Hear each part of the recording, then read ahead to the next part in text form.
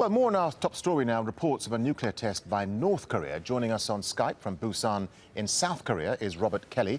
He's a professor of international relations in the political science department at Busan National University.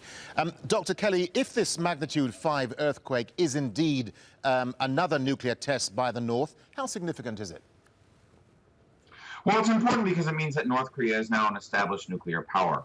I think that's probably the primary signal that the North Koreans are sending us with so many tests. They've done 2 in 1 year. That's quite unique. They haven't done that many in the past before. I think it also means that the North Koreans are ready to step up to things like expanding from a current atomic weapon to a hydrogen weapon, or they're getting ready to learn how to put these things on top of a missile, right? I mean, they need to keep testing weapons because they have a weapon system, right? But the further down they go, the further along they go, the more mature it gets and the more they start weaponizing them.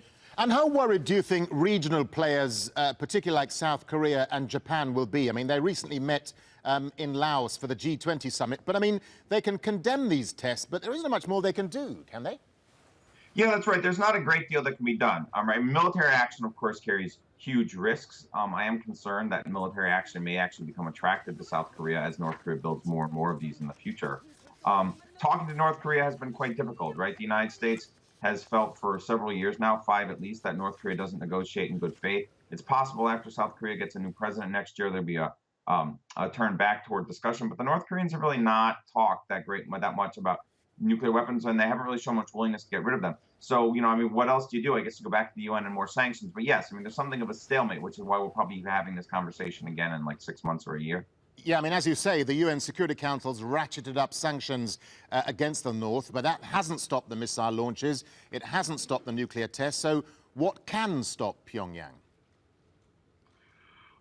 China, in a word. I do think that the sanctions have actually been effective. I think the proper counterfactual when thinking about sanctions is not have they stopped North Korea from testing weapons and nuclear devices, but rather where would they be without them? That is to say that North Korea would be even further along if they weren't being sanctioned.